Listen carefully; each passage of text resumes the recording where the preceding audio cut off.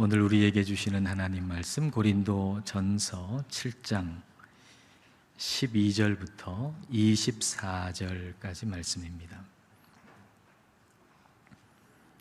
한 절씩 교독하겠습니다.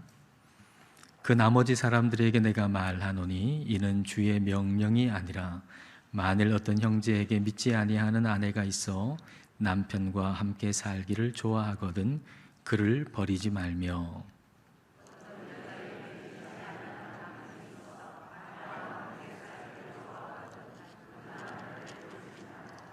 믿지 아니하는 남편이 아내로 말미암아 거룩하게 되고 믿지 아니하는 아내가 남편으로 말미암아 거룩하게 되나니 그렇지 아니하면 너희 자녀도 깨끗하지 못하니라.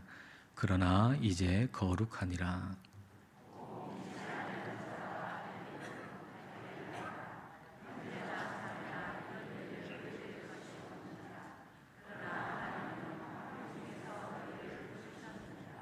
아내 된 자여 내가 남편을 구원할는지 어찌 알 수 있으며 남편 된 자여 내가 내 아내를 구원할는지 어찌 알 수 있으리요.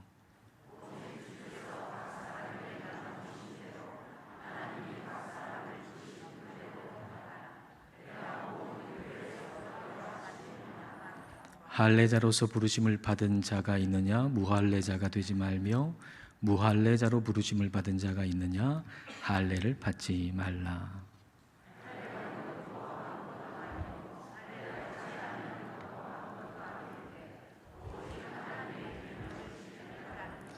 각 사람은 부르심을 받은 그 부르심 그대로 지내라.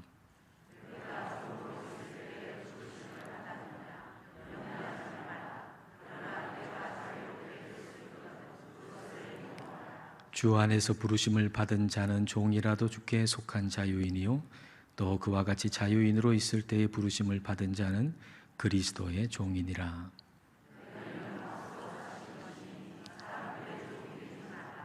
함께 읽습니다. 형제들아 너희는 각각 부르심을 받은 그대로 하나님과 함께 거하라. 아멘.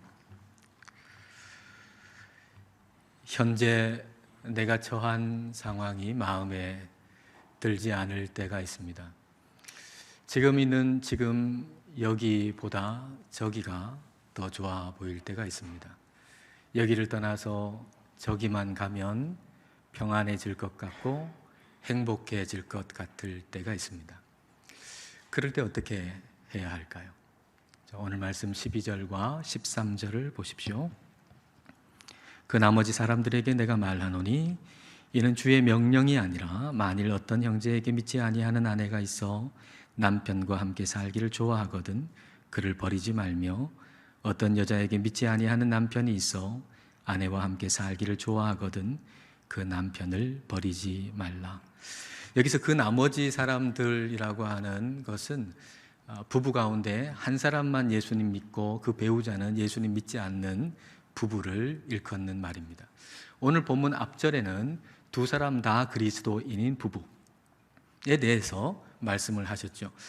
두 사람 다 하나님을 믿는 사람인 경우에 예수님께서 직접 명령하신 말씀이 있었습니다. 그러나 두 사람 가운데 한 사람만 그리스도인이고 그 배우자는 믿지 않는 경우에 이 부부에 대해서 예수님이 직접적으로 말씀하신 것은 없습니다. 그래서 주의 명령이 아니다라고 기록되어 있는 거죠. 그러니까 이 말씀은 오늘 본문의 말씀이 권위가 없다라는 말씀이 결코 아니라는 거죠. 그러니까 주님이 직접 명령하신 기록된 말씀은 없지만 성령님께서 바울을 통해서 주신 말씀이라는 겁니다. 그리하여 동일한 권위 있는 말씀입니다. 왜냐하면 성령님이 바울을 통해서 하신 말씀이기 때문이죠. 성령님께서 바울을 통해서 하신 말씀이 뭡니까? 믿지 않는 배우자가 함께 살기를 원한다면 이혼하지 말아라 라고 하는 겁니다.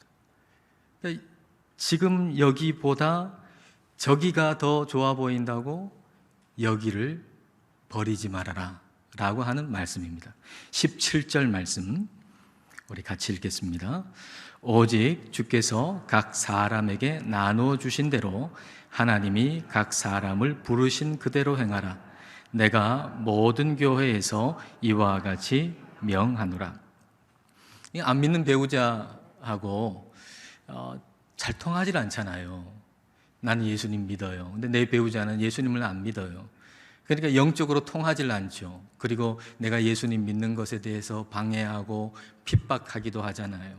그래서 마음속에 생각하기를 이 사람하고 이혼하고 내가 독신으로 예수님 잘 섬기면서 살고 싶다, 뭐 이런 생각할 수도 있지 않겠습니까? 근데 그렇게 하지 말아라 라고 말씀하시는 겁니다.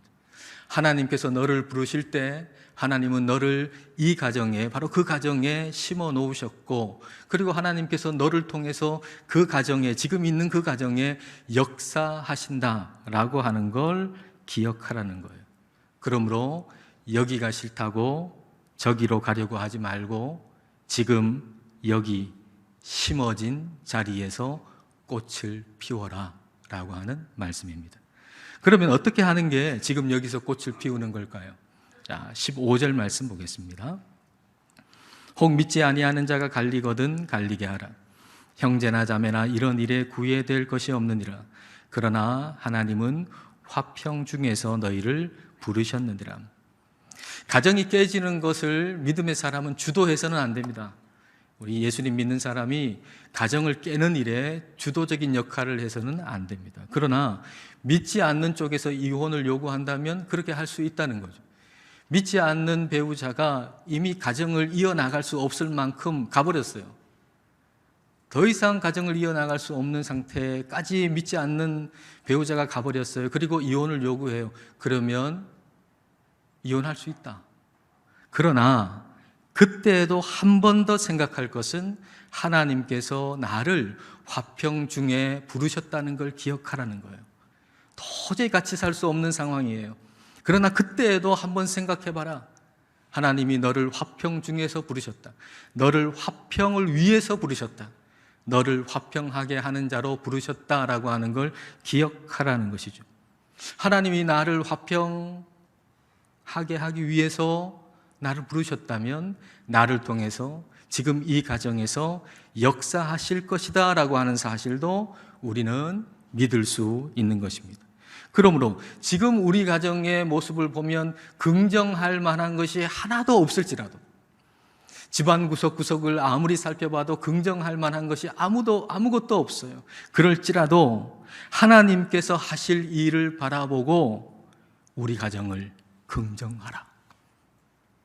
지금 여러분의 가정이 아무리 봐도 긍정할 게 아무것도 없어요. 그러나 하나님께서 믿음의 사람인 나를 통해서 하실 일을 바라보고 지금의 그 가정을, 나의 가정을 긍정하라 라고 하는 거예요. 자, 14절 말씀을 보십시오. 믿지 아니하는 남편이 아내로 말미암아 거룩하게 되고 믿지 아니하는 아내가 남편으로 말미암아 거룩하게 되나니 그렇지 아니하면 너희 자녀도 깨끗하지 못하니라. 그러나 이제 거룩하니라. 믿는 자로 인해서 믿지 않는 배우자가 거룩하게 될 수 있다는 거예요. 만약 그런 일의 가능성이 전혀 없다면 너희의 자녀도 깨끗하지 못하다. 그런데 너희 자녀가 지금 거룩하지 않냐? 부모가 믿어요. 또는 부모 중에 한 사람이 믿어요. 그로 말미암아서 그 사이에 태어난 아이가 거룩하다고 여겨지는 거 아닙니까? 그래서 유아 세례도 주는 거 아니에요.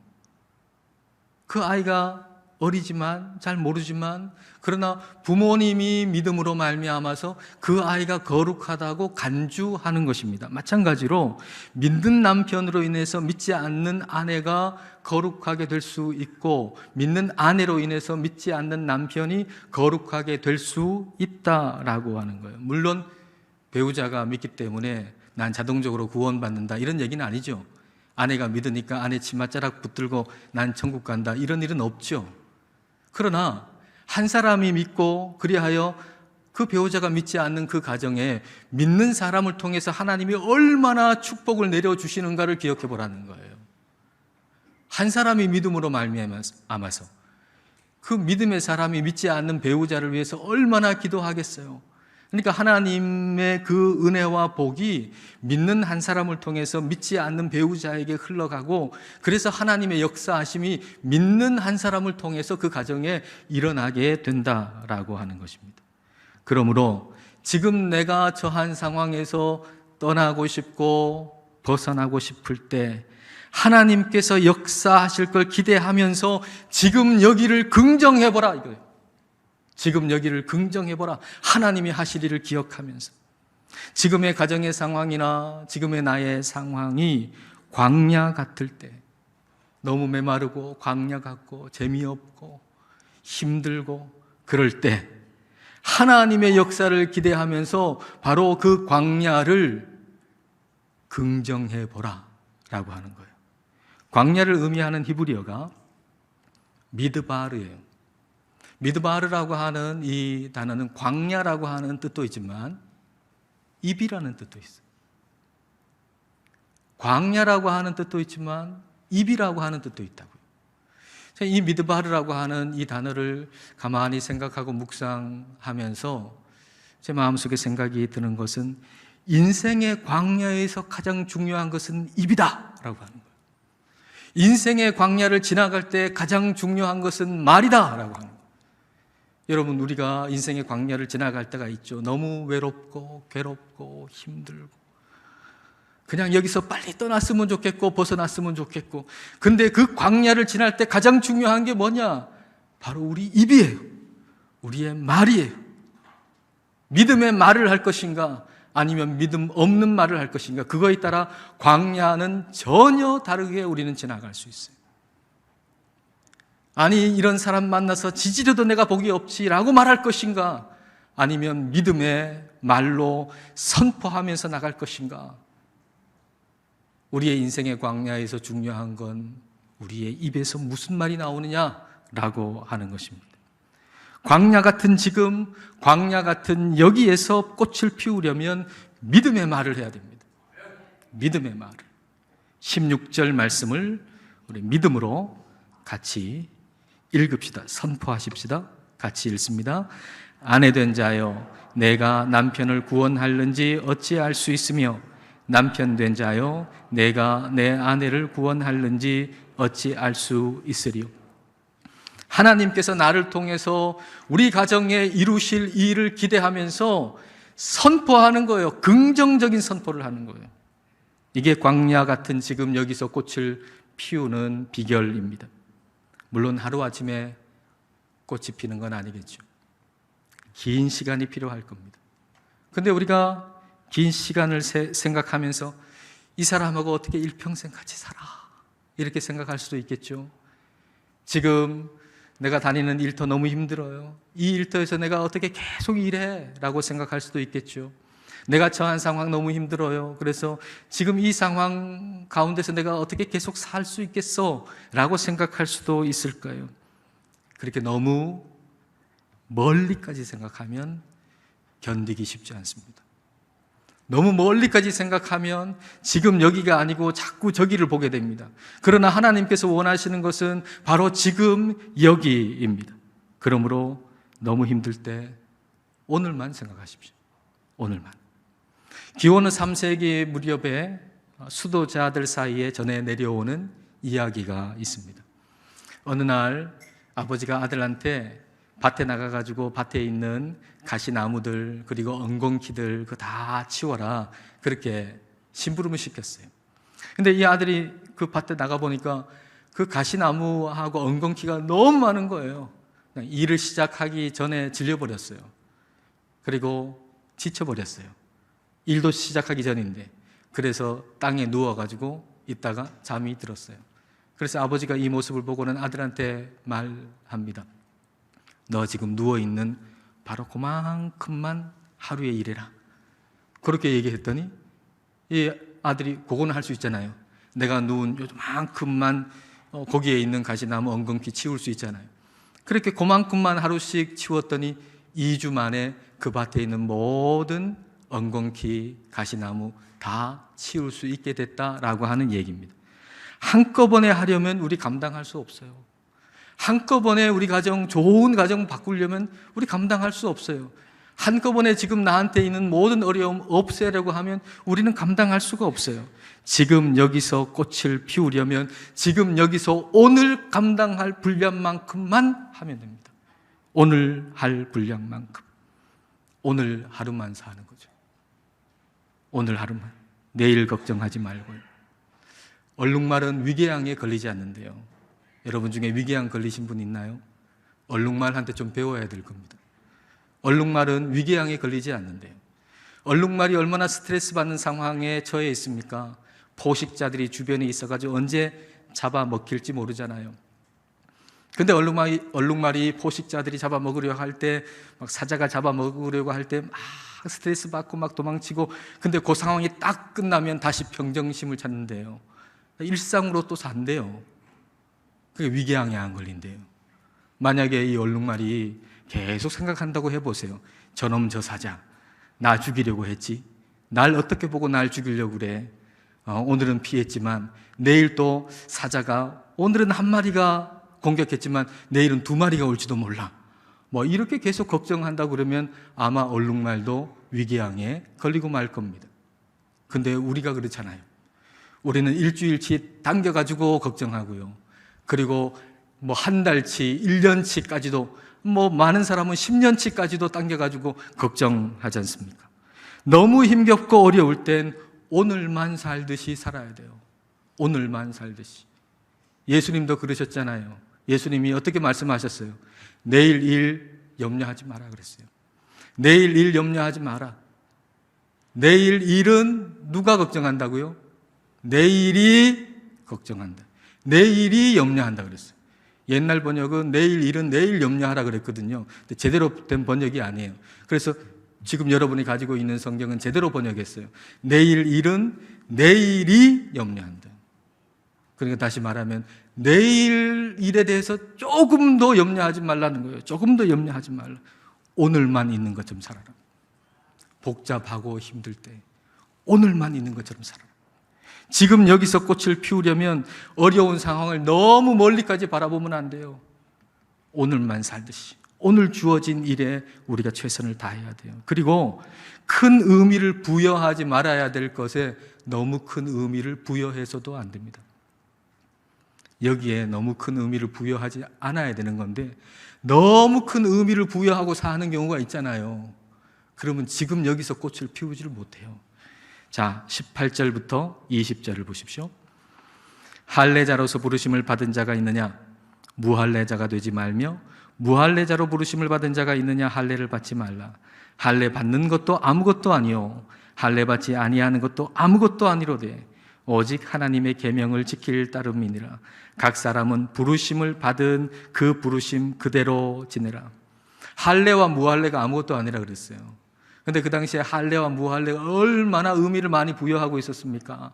그러니까 그렇게 큰 의미를 부여할 것이 아닌데도 큰 의미를 부여하고 있단 말이에요. 그렇게 큰 의미를 부여할 것이 아니다. 할례, 무할례라고 하는 거. 할례자는 유대인을 말하고 무할례자는 이방인을 말하잖아요. 그러니까 할례, 무할례는 다시 말하면 국적이에요. 국적을 뭐 바꿀 수 있나요? 바꿀 수 없는 거예요. 바꿀 수 없는 것에 대해서 너무 큰 의미를 부여하지 말라는 거죠. 바꿀 수 없는 것에 대해서. 내가 좀 더 잘생겼으면, 내가 좀 더 멋있게 태어났으면, 예쁘게 태어났으면 내 인생이 더 행복할 텐데. 아니 그때 만났던 그 사람하고 내가 결혼했으면은 이 사람 말고 그 사람하고 결혼했으면 내가 더 행복할 텐데. 바꿀 수 있나요? 지나간 일이잖아요. 거기에 너무 많은 의미를 부여하지 말라는 거예요.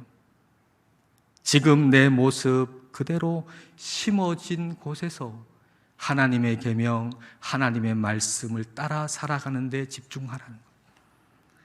내 모습은 내 모습이잖아요.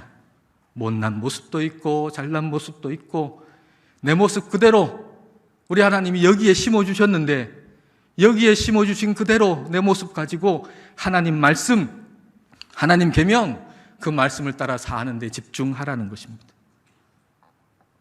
주님의 말씀을 지키며 산다라고 하는 것, 그것은 하나님 안에서 충실하게 산다는 거예요. 우리가 예수님 믿는다는 건 말이죠, 우리에게 주어진, 이 세상에서 주어진 의무, 우리가 해야 할 일, 그걸 소홀히 해도 괜찮다라는 얘기는 결코 아닙니다. 예전에 시한부 종말론에 빠진 사람들이 있었지 않습니까? 몇 년도 몇 월 며칠에 예수님 오신다. 그러니까 가정도 다 팽개치고 회사도 다 팽개치고 거기 모여가지고 몇 년 몇 월 며칠 주님 오신다 하고 그렇게 모여 있었는데 착각이죠. 그게 예수님을 잘 믿는 것이라고 착각하는 것이죠. 예수님 몇 년 몇 월 며칠에 오니까 이제는 내가 가지고 있는 이 세상에서 가지고 있는 모든 의무에서 난 해방이다. 내가 가정에서 남편으로서 아내로서 가진 의무 다 이제 해방이다. 끝났다. 이제 고생 안 해도 된다. 내가 학생으로서 가져야 할 모든 의무 그거 다 이제 해방이다. 공부해서 해방이다. 내가 직장에서 해야 할 모든 의무 그거 다 이제 해방이다. 그렇게 착각하는 거예요. 그러나 주님께서 다시 오실 날을 기다린다고 하는 것은 그런 의미가 결코 아닙니다. 스피노자가 한 말이라고 알려져 있지만 실제로는 루터가 했다라고 하는 말, 유명한 말이 있잖아요. 내일 지구의 종말이 온다 할지라도 나는 오늘 한 그루의 사과나무를 심겠다. 여러분, 이게 그리스도인의 자세예요. 내일 주님이 오신다고 해도 나는 오늘 내가 해야 할 일을 더 충실하게 감당하겠다. 이게 예수님 오실 날을 기다리는 사람의 자세예요. 내일 오시니까 난 다 팽개치고 나 이제 아무것도 안 해도 돼. 이게 아니라 내일 주님이 오신다는 걸 안다면 오늘 내가 해야 할 일을 더 충실하게 가정에서 일터에서 학교에서 더 충실하게 감당하는 거, 그게 바로 그리스도인이라고 하는 거죠. 21절 말씀 보십시오. 내가 종으로 있을 때에 부르심을 받았느냐 염려하지 말라. 그러나 내가 자유롭게 될 수 있거든 그것을 이용하라. 당시에 노예가 있었잖아요. 종이에요. 근데 종으로 있다가 예수님 믿게 됐어요. 근데 이제 종으로서 예수님 믿는다, 신앙생활 한다라고 하는 게 좀 제약이 있을 수 있지 않겠습니까? 그러나 염려하지 마라. 내가 종인데 그래서 신앙생활 제대로 못할 텐데 내가 자유인이 되고 나면 그때 주님 더 잘 섬길게요. 그렇게 하지 마라. 지금 여기서 주님 섬길 수 있다라는 얘기. 지금 여기서. 나중에 이렇게 되면 주님을 더 잘 섬기는 게 아니라 지금 여기서 주님 섬길 수 있다는 거예요. 어떻게 하는 게 지금 여기서 주님을 섬기는 걸까요? 지금 여기서 내게 주어진 일을 충성스럽게 감당하는 거, 그게 주님을 섬기는 거예요. 디모데전서 6장 1절을 보십시오. 무릇 멍에 아래에 있는 종들은 자기 상전들을 범사에 마땅히 공경할 자로 알지니 이는 하나님의 이름과 교훈으로 비방을 받지 않게 하려 함이라. 종으로 살던 사람이 예수님 믿게 됐어요. 그렇다면 오히려 이전보다 너의 상전을 더 공경해라. 이전에 네가 그 상전에게 대했던 것보다 더 깍듯하게 상전을 대해라. 내가 말단 사원으로 지냈어요. 일하고 있어요. 그러다 예수님 믿게 됐어요. 그럴 때 너의 회사의 사장님에게 이전에 예수님 믿지 않을 때 대했던 것보다 더 그를 깍듯하게 대해라 라고 하는 거죠. 그로 인해서 하나님의 이름과 하나님의 그 가르침이 비방을 받지 않게 되고 하나님께 영광을 올릴 수 있게 된다라고 하는 겁니다. 이전에는 의무감으로 했다면 이제는 책임감으로 한다는 거죠. 의무감과 책임감의 차이는 자발성의 유무예요. 종이 예수님을 믿기 전에는 자발성이 없었어요. 의무감으로 해야 되니까, 먹고 살아야 되니까, 이 회사에서 일해가지고 먹고 살아야 되니까, 이 주인한테 충성해서 먹고 살아야 되니까 어쩔 수 없이 의무감으로 했다면, 이제 예수님을 믿은 다음에는 내 주인은 그리스도다. 이제 사람의 종이 아니라 나는 그리스도의 종이다. 그러므로 그리스도께 영광을 올려드리기 위해서 내가 해야 할 일을 더 아름답게 충실하게 나는 감당할 것이다. 그런 책임감, 자발적인 마음으로 해내는 것, 이것이 바로 그리스도인이 지금 여기서 꽃을 피우는 방법이라는 것입니다. 물론 종이니까 계속 종으로 있어라, 그런 얘기는 아니죠. 자유인이 될 수 있다면 그것을, 그 기회가 있으면 사용해라. 필요하면 하나님은 우리를 옮겨주세요. 우리가 지금 여기에 있지만 필요하다면 우리 하나님은 여기서 저기로 우리를 옮겨주실 수 있는 분이에요. 그렇게 필요할 때 옮겨주시는 분이에요. 그러나 우리의 기도는 하나님 나를 저기로 옮겨주세요라고 기도하는 것이 아니라 하나님 지금 여기에 주님께서 나를 심어주셨으니 여기서 꽃을 피우게 해주세요. 이게 우리의 기도가 되어야 된다는 거예요. 우리가 할 일은 저기 가면 제가 주님 더 잘 섬길게요, 저기 가면 꽃을 피울게요 라고 하는 게 아니라 지금 여기서 꽃을 피우겠습니다. 자세로 살아가는 거, 그것이 바로 우리가 해야 할 일입니다. 23절, 24절 말씀 우리 다 같이 읽겠습니다. 너희는 값으로 사신 것이니 사람들의 종이 되지 말라. 형제들아, 너희는 각각 부르심을 받은 그대로 하나님과 함께 거하라. 부르심을 받은 그대로 그 자리에서 그리스도인의 꽃을 피워야 됩니다. 나는 내 신분은 종이니까 어쩔 수 없이 의무감으로 내 주인이 시키는 일 하면서 먹고 산다, 이게 아니고요.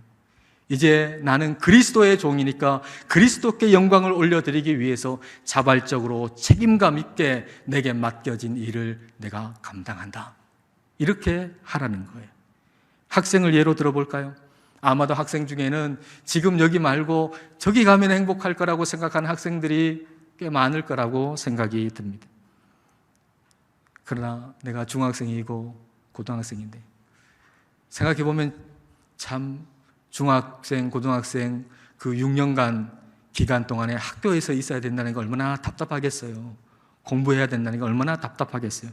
그러나 내가 여기 끝나고 저 학교를 벗어나서 저기 가면 행복할 것이라고 생각하지 말고 네가 있는 바로 지금 여기 그 학교에서 꽃을 피워라, 그런 얘기예요. 주님 오시면 이 공부 다 소용없다. 예수님 믿는 학생 중에 그렇게 생각하는 사람이 있을 수도 있죠. 주님 다시 오시면은 이 공부 다 필요 없다.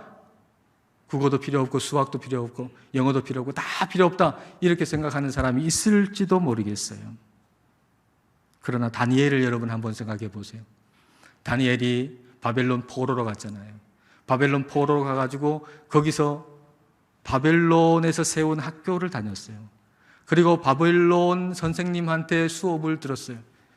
그럴 때 여러분은 다니엘이 수업 받는 모습을 여러분 상상해 보세요. 아마도 다니엘은 그 수업 시간에 선생님 말씀에 집중해서 수업을 들었을 거예요. 수능에도 안 나오는 과목이지만 아마도 다니엘은 그 수업 시간에 수능에 안 나오는 과목임에도 불구하고 선생님이 강의할 때 그 강의를 집중적으로 들었을 거예요. 다른 사람은 다 자도. 이게 하나님께 영광을 올려드리는 것이죠. 예수님 믿는 학생들은 수업 시간에 선생님 말씀을 잘 귀 기울여 드려야 돼요. 이게 선생님을 존중하는 거예요. 그리고 선생님을 존중함으로 하나님이 세우신 그 선생님을 존중함으로 하나님을 존중하는 길이기도 한 것이죠. 학생의 지금 여기는 교실이에요. 교실 밖 여기를 떠나서 저기 가면 행복해질 것이라고 생각하는 것이 아니라 지금 내가 심어진 바로 이 장소, 지금 여기에서 꽃을 피워야 한다라고 하는 것입니다. 가정도 마찬가지죠. 일터도 마찬가지죠. 하나님이 나를 이 가정에 심어주셨어요. 하나님은 이 일터에 심어주셨어요.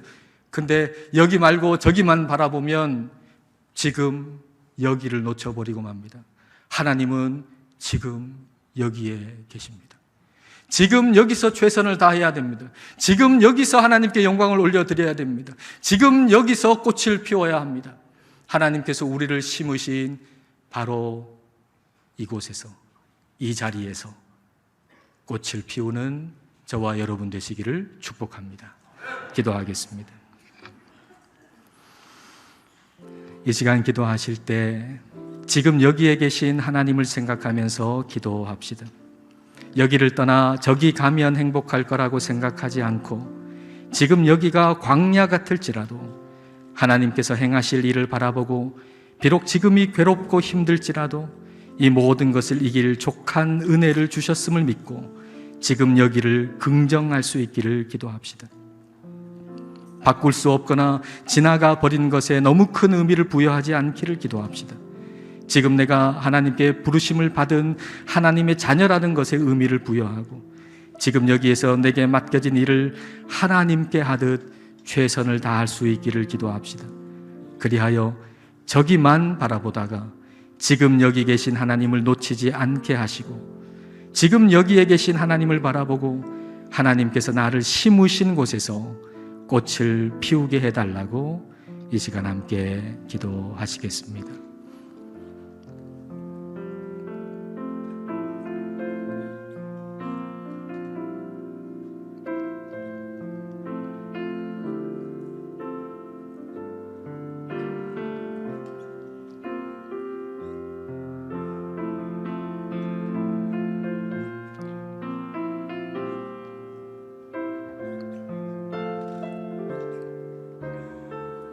지금 여기 계신 하나님 아버지, 우리들은 지금 여기가 너무 괴롭고 힘들어서 저기를 바라보곤 합니다. 여기를 떠나 저기만 가면 모든 것이 해결될 것처럼 생각하여 저기로 보내달라고 하나님께 떼를 쓰기도 합니다. 그러나 오늘 말씀을 통하여 하나님께서 지금 이 가정에 우리를 심으셨고, 지금 이 일터에 우리를 심으셨고, 지금 이 학교에 우리를 심으셨음을 알게 하셨습니다. 그리고 우리가 심어진 곳이 비록 광야 같을지라도 광야를 지날 넉넉한 은혜까지도 주셨음을 알게 하셨습니다. 그리하여 기도드립니다. 지금 여기서 꽃을 피우게 하옵소서. 저기만 바라보다가 지금 여기 계신 하나님을 놓치지 않게 하시고, 하나님께서 우리를 심으신 자리에서 꽃을 피우게 하옵소서. 예수님 이름으로 기도드립니다. 아멘.